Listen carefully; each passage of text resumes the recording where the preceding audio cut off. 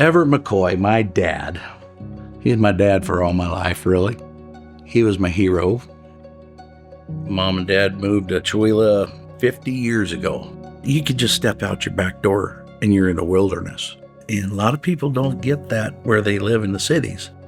But him, he was born out in the woods. Lawrence was my husband for 60 and a half years. He was a dermatologist here in Spokane. He was very high energy, very organized, very particular about everything, about details, very detail-oriented. My dad, he was 80 when he passed. He wanted to be home. He just couldn't think of a better place to be. His dying experience was very peaceful and, well, actually, this is a funny thing to say, but it was almost beautiful. And I think that it wouldn't have been that way if I hadn't had the preparation with hospice. I knew exactly what he wanted to do and didn't want to do, and that's the way we did it. There's no rules on exactly how you have to die because it's different for everyone, and I just want to meet them and listen to them and make those last moments matter for them. Diane had so much to educate and show me. She really helped me learn about who Lawrence was because he wasn't able to convey that. He was well respected in the community as a physician. I would talk to some of our physicians and they remember they had Lawrence in their rotations of med school, and he taught a lot of people, and he was well loved. I remember meeting Everett very vividly. I remember his smile, the way that he spoke about his kids, the way that he spoke about his community, the way that he spoke about his own life was always centered around love, family, and gratitude. We see people in every environment, nursing homes, old family homes that don't have much space.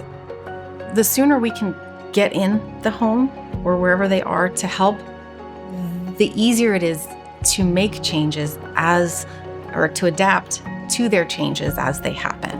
At the end of life, it's super important for people to have autonomy. And one of the biggest parts of that autonomy is choosing where to spend your last days. There are some people who have had very little choice on the way through life, whether it's about their upbringing, the career they were able to have or not have, medical decisions, what they wanted to do, what they were able to do. They should absolutely have as much choice as possible at the end of life. We have served people in RVs, in their car, on their family's couch. We have served people in homeless shelters.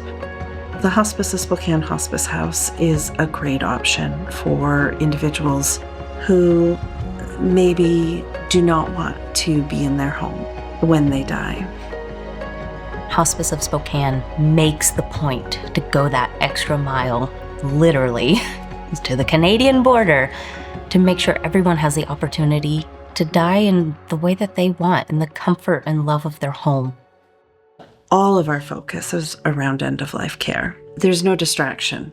There's no entity outside of Spokane that's directing what we're doing. There's no one directing what's important for the community other than people who are in the community.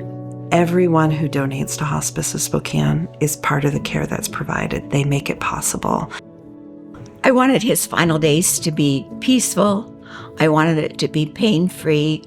I wanted it to be comfortable for him and not be fearful.